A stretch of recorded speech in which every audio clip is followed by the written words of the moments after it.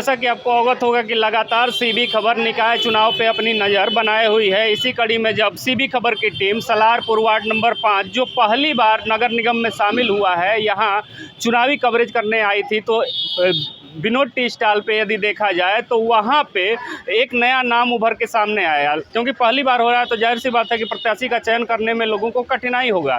लेकिन वहाँ एक नाम सुनील कुमार के नाम से देखने को मिला कि एक कर्मठ प्रत्याशी हैं। तो मन में आकांक्षा हुई, मन में एक इच्छा जागृत हुई कि उनसे भी आपको मिलाया जाए। तो इसी कड़ी में हम उनके पास आ चुके हैं और हमारे साथ उपस्थित हैं सुनील जी। सुनील जी, सबसे पहले सीबी खबर में आपका बहुत बहुत स्वागत है। धन्यवाद आपका। मेरा नाम सुनील कुमार है और हम यहाँ के सभासद के प्रत्याशी हैं। अभी पहली बार नगर निगम में सलारपुर क्षेत्र शामिल हुआ है, तो सबसे पहले प्रत्याशी को जनता जानना चाहेगी कि प्रत्याशी की योग्यता क्या है। तो हम जानना चाहेंगे कि आपके राजनीतिक सफ़र की शुरुआत कहाँ से हुई थी। जी, हम यही बताना चाहेंगे कि मेरी राजनीति जो शुरुआत थी, सबसे पहले मेरा एक विद्यार्थी के रूप में हुआ था, जो कि हरिचंद से होते हुए 2012 और 13 से लगभग वहाँ से स्टार्ट हुआ। फिर विद्यापीठ से चलता हुआ चला गया और अब यहाँ गांव तक से होते हुए फिर आप ये नगर निगम के सभासद तक पहुँचा है।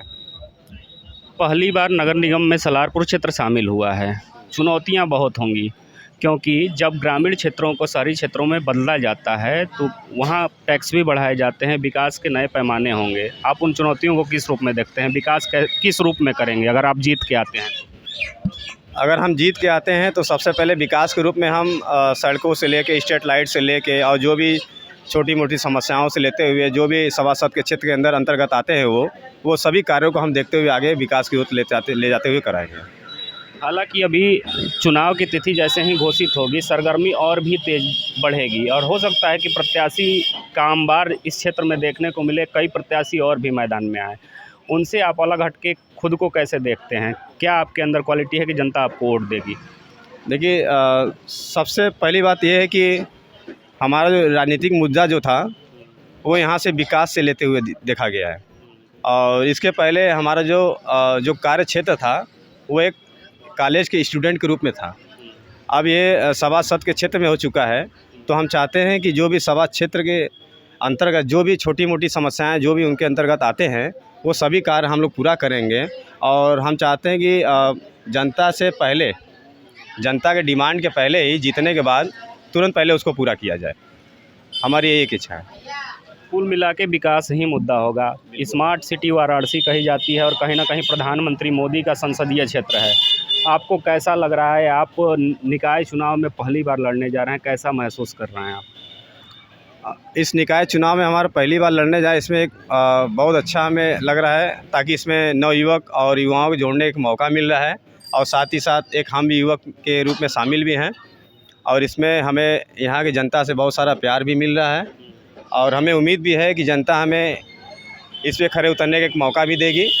और जनता के एक लगाव भी हमसे बहुत पूर्ण रूप से जुड़ा भी है और हम चाहते हैं उस जनता को हम कभी निराश नहीं होने देंगे। उसके हर एक कार्य को, जो भी यहाँ पे जो कार्य होते हैं उनको हम पूरा करके दिखाएंगे और उनके हर एक बातों को हम बहुत गहन से और सख्ती से हम उसको पूरा करते रहेंगे। अच्छा, एक सवाल ये भी उठता है कि लगातार यहाँ के जो प्रधान रहे होंगे गाँव के, क्योंकि गाँव को शामिल करके सलारपुर वार्ड बनाया गया है, तो कहीं ना कहीं वो अपना अनुभव प्रदर्शित करते हुए नज़र आएंगे और आपके ऊपर दबाव डालेंगे कि हो सकता है कि आप युवा हैं, आप अनुभवहीन हैं, उनका कहना होगा। तो उनका जवाब आप कैसे देंगे? क्योंकि युवा हैं, कहा जाता है युवाओं के बारे में कि जिस ओर जवानी चलती है उस ओर जमाना चलता है। तो युवा बहुत बड़ी भूमिका निभाते हैं चुनाव में। आपको क्या लगता है कि युवा आपके साथ आएंगे और जो बुजुर्ग हैं वो आपको किस रूप में लेंगे? अगर कोई, जैसे कि आप भैया बोले हैं कि जैसे कि पिछले जो प्रधान हुए थे, अगर आपसे हमसे आकर वो कुछ बातें करते हैं युवा को लेके, तो कहीं ना कहीं ये देखा जाता है कि अगर चुनावी मुद्दा जो भी होती है उसमें सबसे पहले युवा ही सबसे आगे आते हैं। और आजकल के पॉपुलेशन में सबसे अधिक हमारे भारत में सबसे अधिक युवा ही हैं। और अगर इस क्षेत्र की बात किया जाए वार्ड नंबर 5 से, तो इसमें भी सबसे अधिक युवा ही पाए जाएंगे। और इस टाइम अगर डिमांड की बात किया जाए तो इस टाइम युवाओं में और बुज़ुर्गों में सबसे अधिक डिमांड युवा को ही लेके देखा जा रहा है। और कहीं ना कहीं और हमको लगता है राजनीतिक मुद्दे में कहीं ना कहीं जो भी बड़े हमसे बुजुर्ग लोग हैं वो भी अपनी राजनीतिक जो मुद्दा है वो युवा से ही स्टार्ट किए होंगे। तो हमको नहीं लगता है कि वो लोग हमें रोकें या टोकें हैं।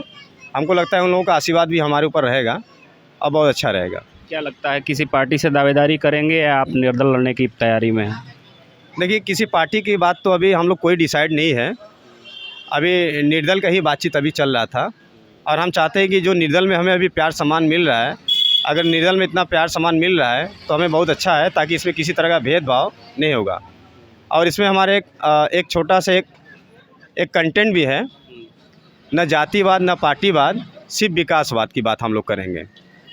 तो यही हम सिर्फ विकास की बात करते हुए हम आगे बढ़ेंगे। आप अभी सुन रहे थे सलारपुर वार्ड नंबर 5 से पहली बार चुनाव लड़ने जा रहे युवा प्रत्याशी को।